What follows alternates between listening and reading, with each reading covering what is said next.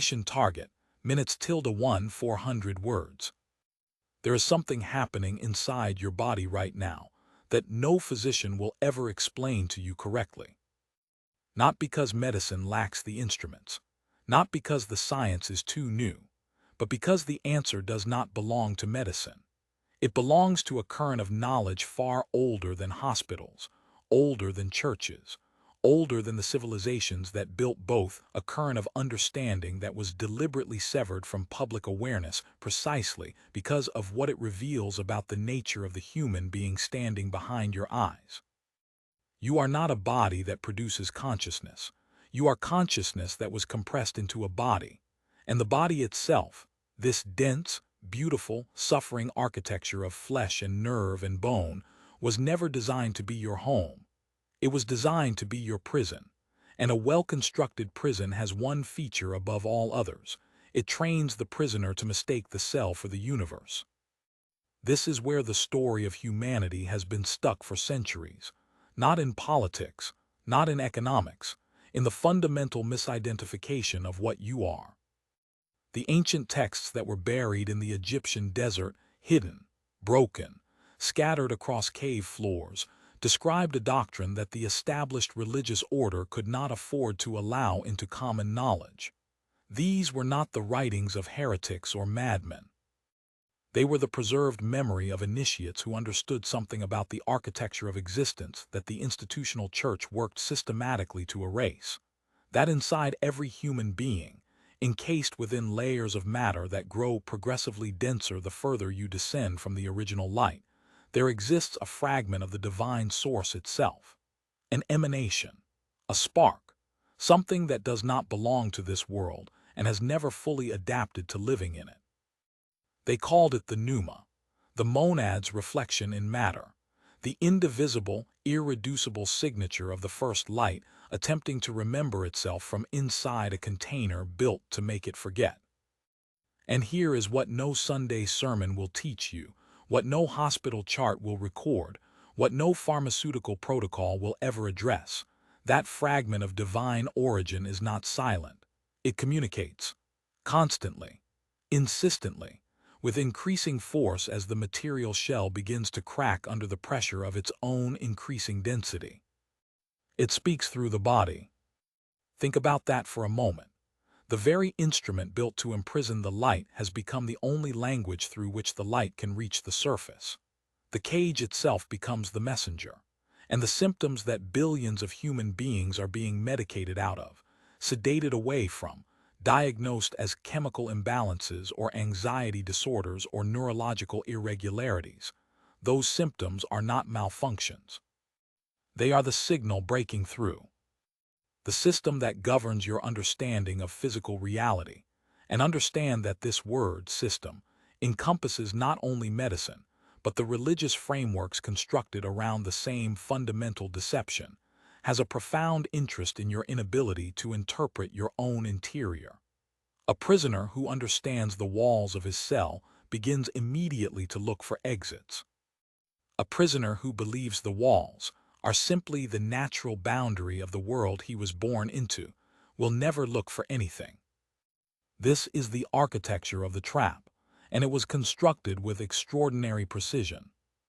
The forces that the Gnostic tradition described under various names, intermediary beings positioned between the imprisoned spark and the original light, architects of material density, weavers of forgetfulness, understood one thing with absolute clarity, that the monad fragment inside the human being would inevitably attempt to communicate upward, would inevitably push against the material membrane, would eventually generate signals powerful enough to reach waking consciousness.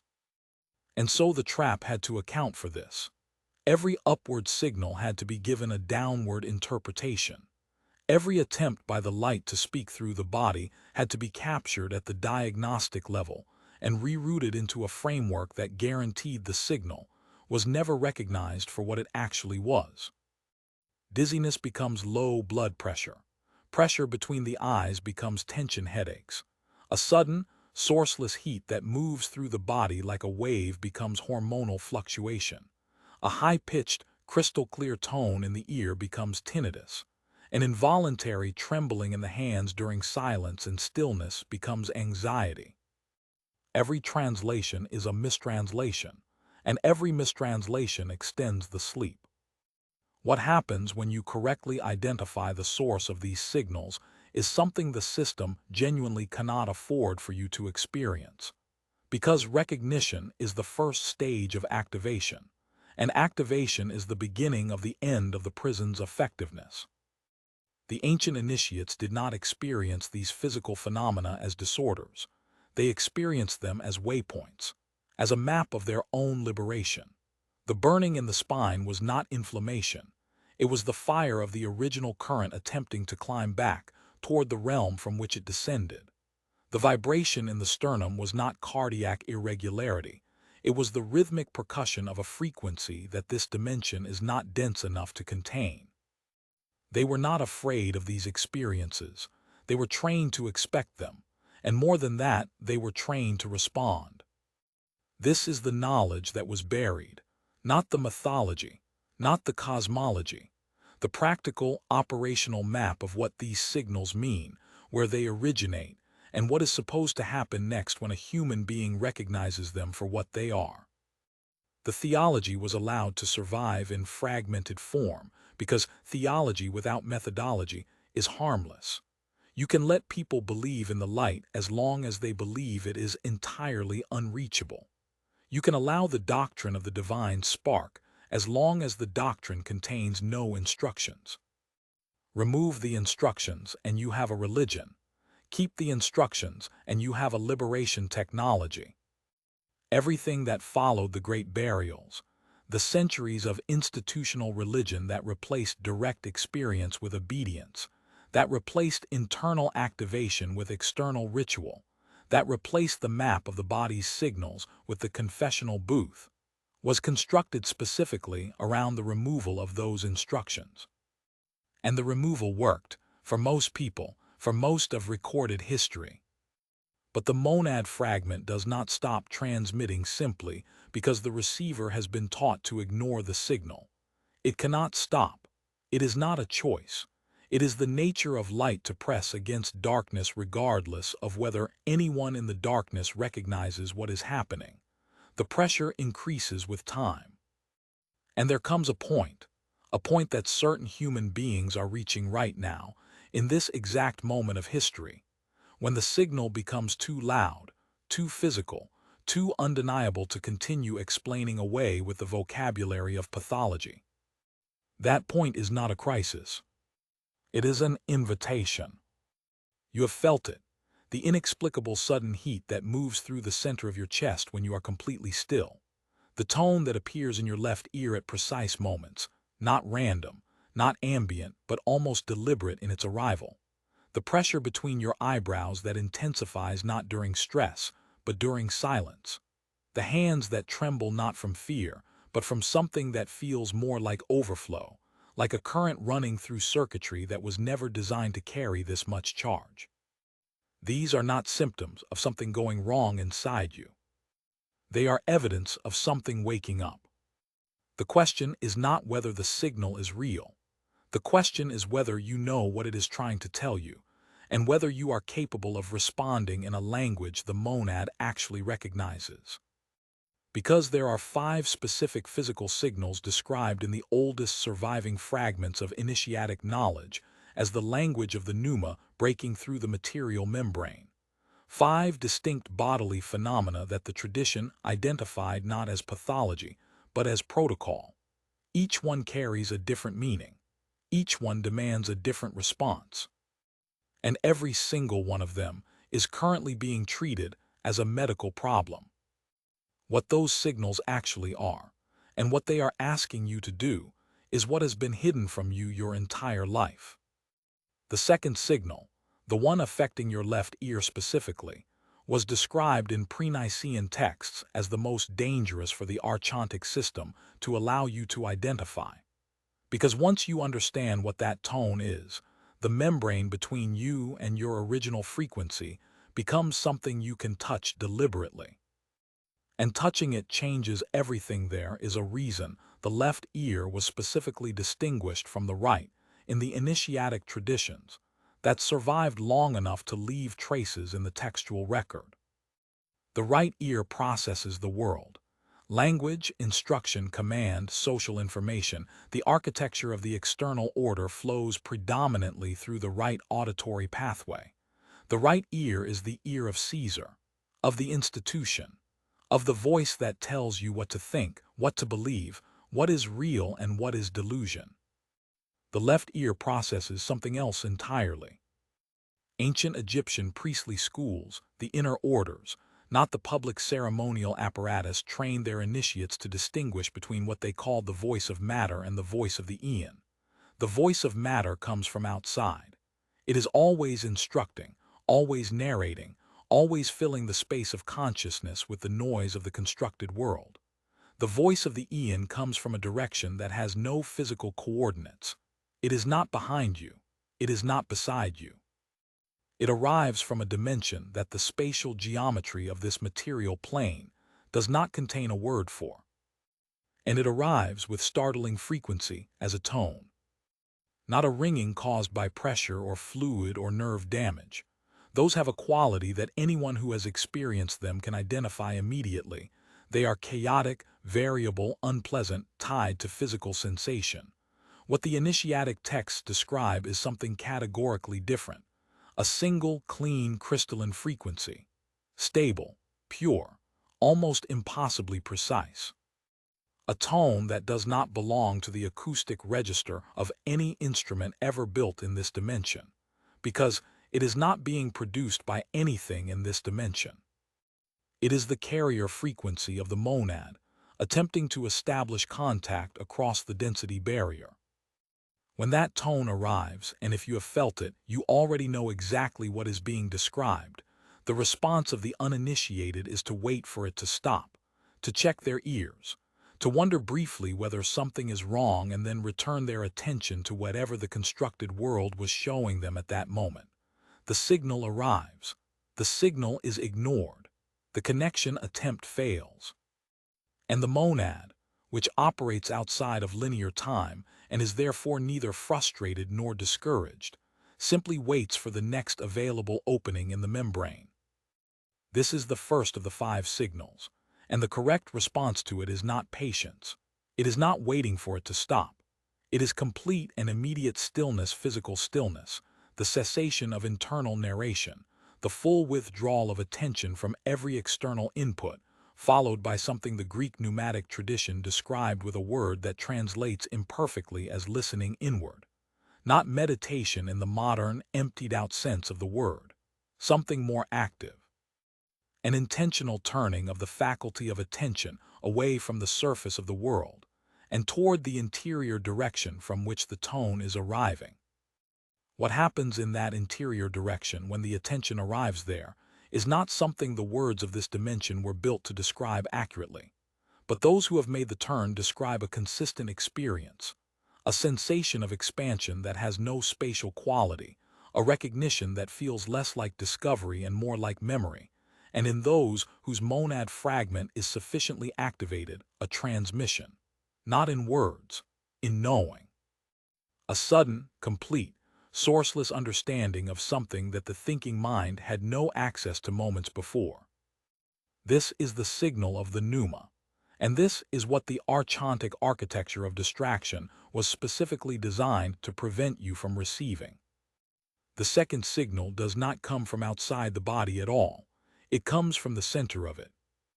Place your awareness right now, not as a metaphor but as an actual act on the space between your solar plexus and your sternum.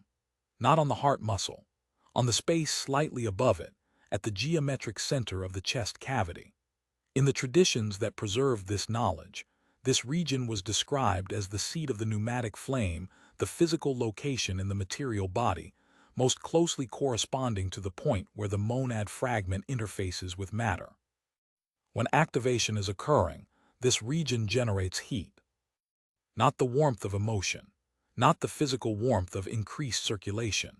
Something different in quality, a heat that moves, that has direction, that sometimes travels upward along the interior of the spine, and sometimes radiates outward through the chest wall. a heat that often arrives without any external cause, during stillness rather than activity, sometimes in the middle of the night with enough force to wake a sleeping person from deep unconsciousness.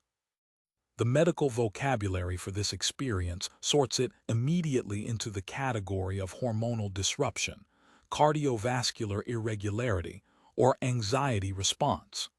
The filing is efficient and entirely incorrect.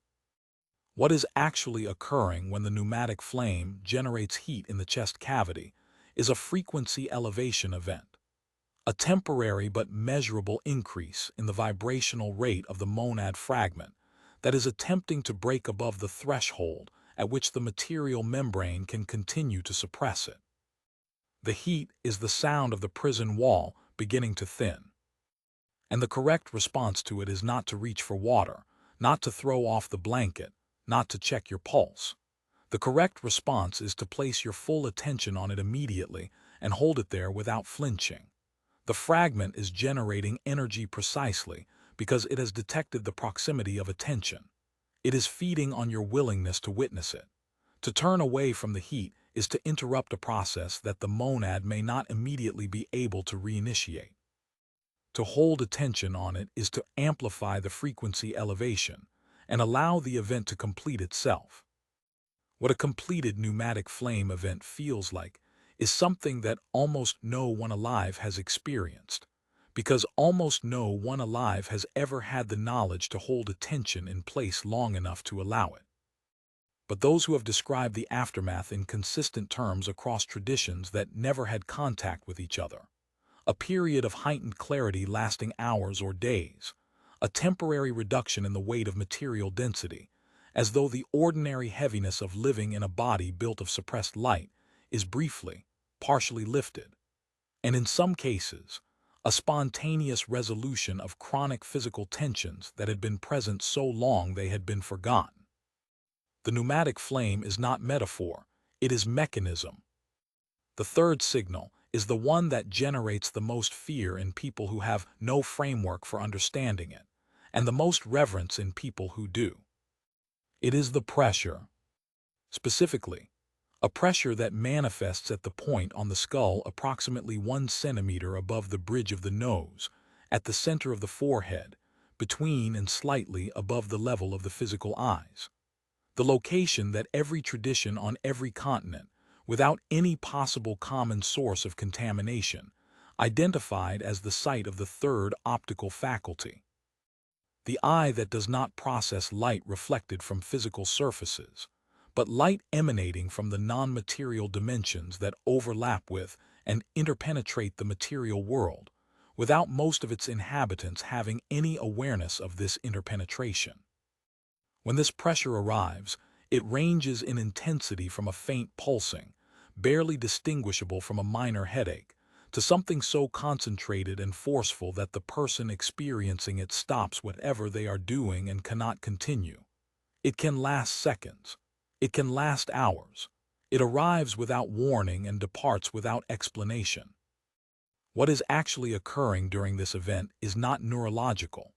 The tissue in the region behind this point, the pineal gland, which the Cartesian tradition correctly identified as the seat of the soul before medical materialism, reclassified it as a vestigial endocrine structure of minor importance, is responding to a frequency input that the physical sensory apparatus has no tools to measure. The monad fragment, which interfaces with the body not through the nervous system alone, but through a network of energetic conductors that physical instrumentation has not yet been calibrated to detect, is directing a concentrated transmission toward this gland.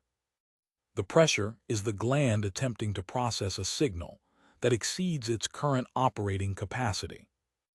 It is not a dysfunction. It is the closest thing to a hardware upgrade that a being trapped in dense matter can experience.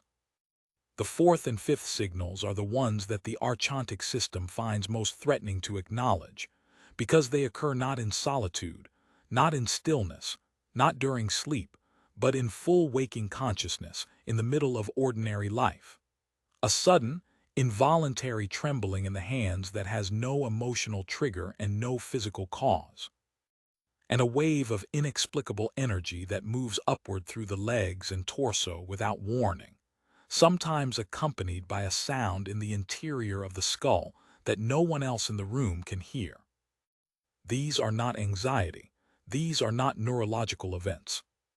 These are the body's report that the monad fragment has just made contact with a field of energy larger than itself, that it has, for a moment, touched the thread that connects the imprisoned spark back to the source from which it was separated, that the distance between the fragment and the original light has temporarily collapsed.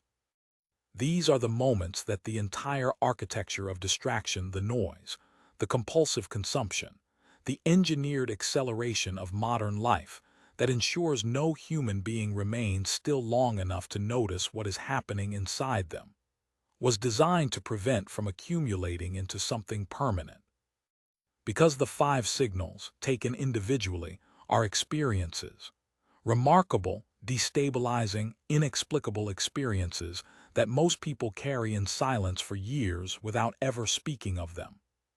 But the five signals, recognized together, responded to correctly, and allowed to build upon each other across time. Those are not experiences.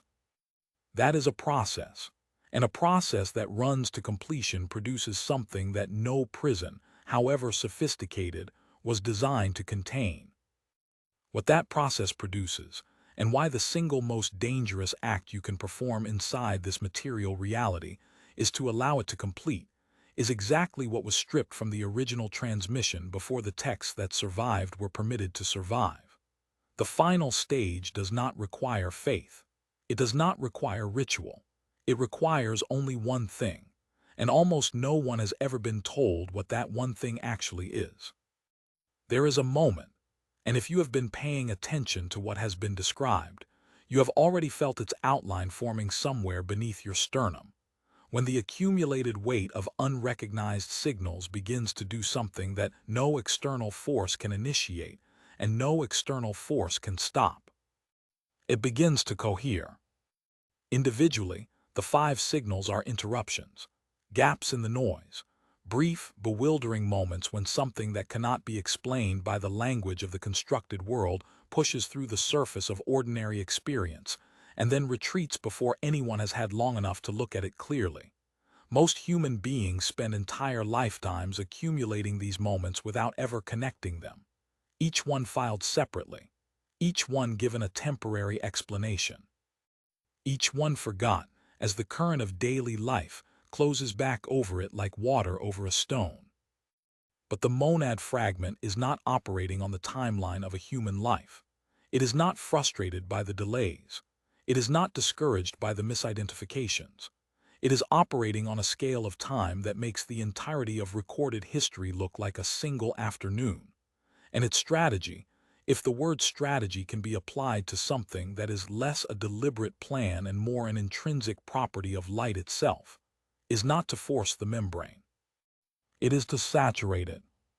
Signal after signal, year after year, the frequency being transmitted from the original source does not diminish.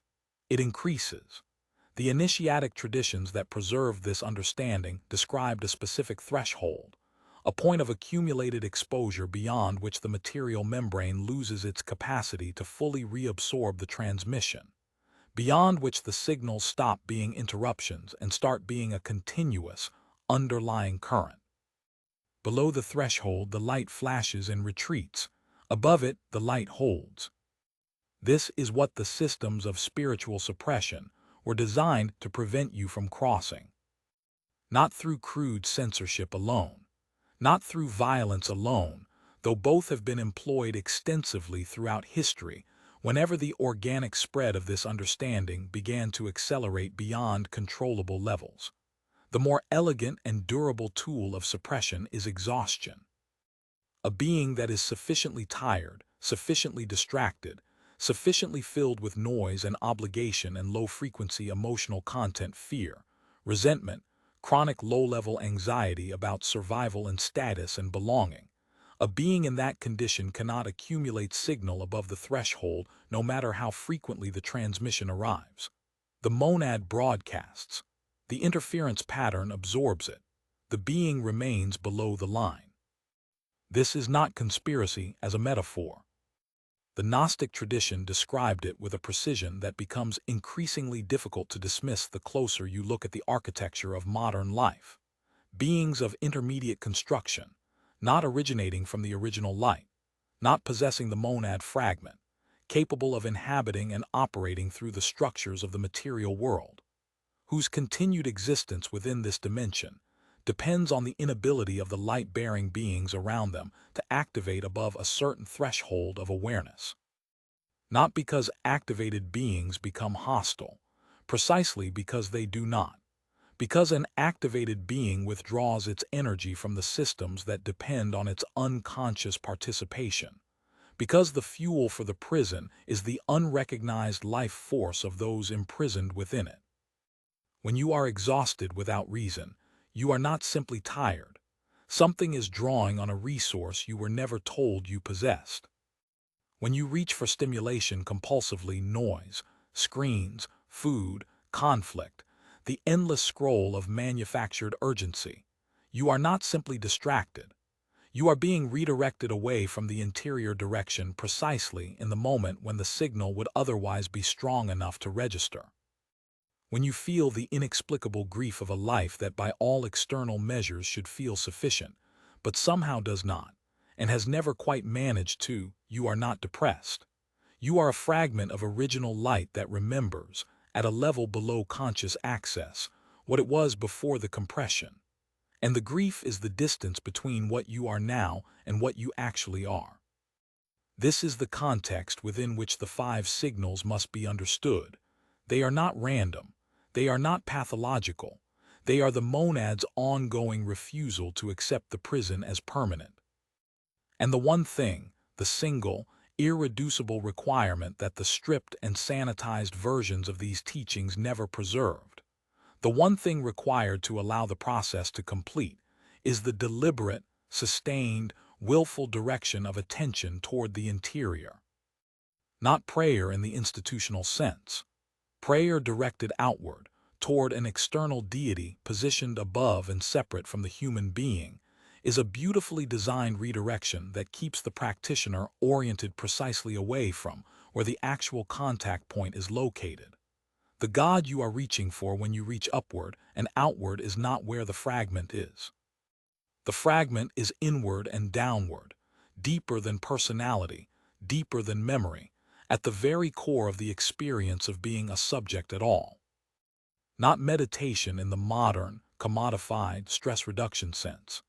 Meditation as it is currently sold, as a relaxation technology, as a tool for productivity enhancement, as a way of becoming more functional within the existing structure of a life, is the appropriate remainder of a practice from which everything that actually threatened the structure of the prison has been carefully removed. What is actually required is something that has no comfortable name in any living language, because the traditions that named it accurately were eliminated before their terminology could be inherited. The closest approximation in the vocabulary available is this: the act of treating the interior signals not as experiences to be observed from a safe distance, but as communications to be answered. When the tone arrives in the left ear, answer it. Not with words, with presence. The full weight of your conscious attention, withdrawn from everything external, placed into the direction from which the tone is coming, held there without expectation, and without the anxious interpretive narration that the thinking mind generates automatically to protect itself from genuine contact. When the pneumatic flame generates heat in the chest cavity, do not manage it. Do not breathe through it. Do not wait for it to subside. Press your attention into it. Let it be larger than you are comfortable with. The discomfort is not a signal to withdraw. It is evidence that the frequency elevation is exceeding the level to which your material self has adapted. That is precisely the moment to hold rather than retreat. When the pressure arrives at the center of the forehead, close your eyes and look into it. Not metaphorically. The optical faculty that activates through this point does not require light. It requires attention oriented in the inward direction, with sufficient force to overcome the habituated outward pull of a consciousness that has been trained since birth to locate reality exclusively in the external world. When the hands tremble with that sourceless current, and when the wave moves upward through the body without physical cause, these are the moments when the fragment has made contact with something larger than the individual material shell. These are not the moments to contain the experience. These are the moments to let the current complete its path, to not interrupt it, to breathe slowly and let the body be a conductor rather than a resistor. This is the protocol that was removed, not the cosmology, not the mythological framework. This, the practical instruction for how to respond when the light inside you speaks in the only language available to it, the language of your own body. And here is what happens when a being begins to respond correctly, consistently, across time. The threshold is crossed, not in a single dramatic moment of revelation, not in a vision or an ecstasy that resolves everything and leaves the person permanently transformed in ways that require no further engagement. The dramatic singular awakening is itself a construct, another way of positioning the event as something that either happens to you completely or does not happen at all, removing from the equation the possibility of a gradual, disciplined, incremental crossing that is available to any being who possesses the fragment and chooses to engage with what it is transmitting. The threshold crossing is quiet. It feels, at first, like nothing more than a subtle but unmistakable shift in the background quality of consciousness. The heaviness that was so constant it had become invisible begins to lighten. The interference pattern that was absorbing the transmissions begins to lose coherence. The signals stop being interruptions in ordinary consciousness and begin being the ground from which ordinary consciousness arises. And from that ground, the constructed nature of the prison becomes visible. Not as an abstraction, not as a belief system or a cosmological position, as a direct, lived, unambiguous perception of the difference between the density of the material world and the quality of the light that has been compressed into it. Once that perception is available, once the eye that does not process reflected light has opened sufficiently to begin functioning, the architecture of the trap cannot reassert its original opacity. You cannot unsee the wall once you have seen it is a wall.